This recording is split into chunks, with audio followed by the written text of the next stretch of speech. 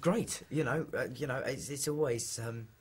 It was. I've had a great time on the sixth film shooting it. It was a pleasure to do, and it's always a pleasure. I mean, how highly I think of David Yates, and so it's always a pleasure to work with him again. It's just great, and the atmosphere he brings to the set in terms of how calm he is, and how I've never heard David raise his voice above the pitch that I'm speaking at now.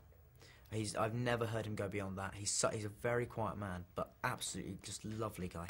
So that was great to film, and obviously, doing the interviews is a lot of fun too, because I get to talk to people like you, and I also get to talk to some crazy people, which is fun as well.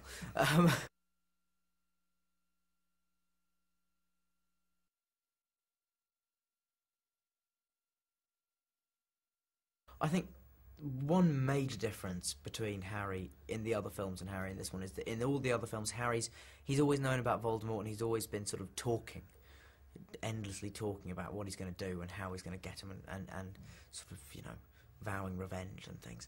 But he's never done anything towards it. And in this film, we finally start to see him take some steps to actually fighting him, under, obviously, the supervision of Dumbledore.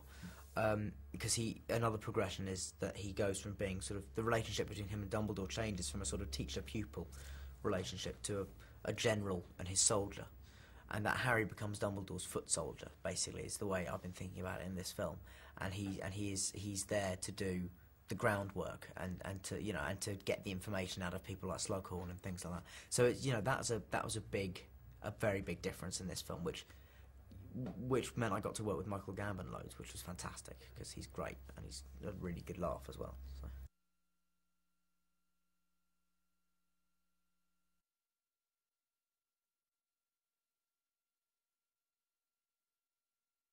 Well, I think, one of the thing that makes that trio such an endearing sort of group is the fact that everyone knows in your teens, if you've got a group of friends that you say made when you were 11, it can be very hard to carry on that group of friends till the end of your teenage years, because you grow in so many sort of different ways and you sort of change so much. But one of the great things is that though these three individuals are so different, they are still managing to maintain an incredibly strong friendship, despite the fact that they're changing so rapidly. And I think, in this film we see their relationship strengthen even more, apart from, in terms of Harry's, from my character's perspective, because for the first time in I think any of the films, it's Ron and Hermione that are fighting rather than Harry and Ron or Harry and Hermione. So in this film it's the first time we actually see Harry as the sort of intermediary, sort of breaking up the fight. And Love's in the Air also, of course, naturally. I mean, as it has been for a few years now at Hogwarts. And we've got, obviously there's this kind of unspeakable kind of sexual tension between Ron and Hermione that has been going on since about the third film, that we've sort of started to work in then.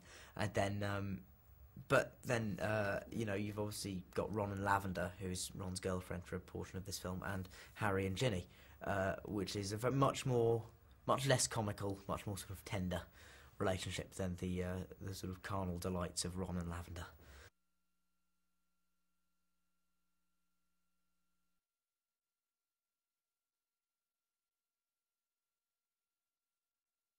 I think it's, in terms of the character of Harry, I think it's to do with the fact that he, without being really broadly drawn or simplistic, he's very accessible. He's a complex character, but people can find a lot to relate to in him.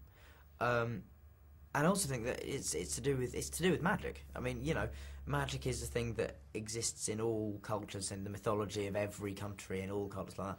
And so, to see sort of, this is quite an English version of magic, and I suppose that is something that can translate worldwide. The idea of it's the ideas of the impossible coming true and being attainable, that I think probably fascinates people and kind of entrances them.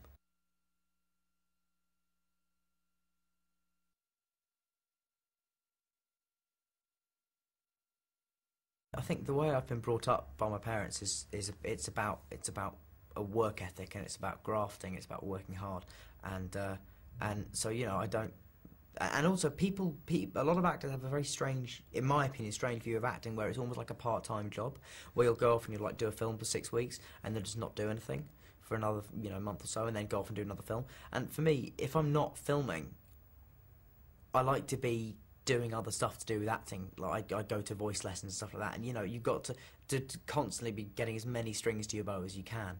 I think is the key, because after Harry Potter finishes, acting's an incredibly, intensely competitive world, and so you have to have as much to offer a part as you possibly can.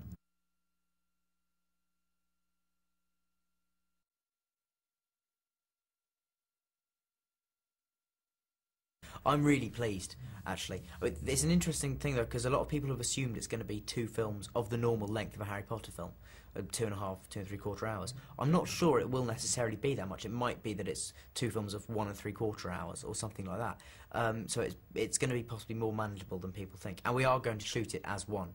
So in terms of the filming of it, it really won't change anything for me. But I'm very pleased because in the 4th film, you can cut out the bit about the house elves, and it won't take away from the main story.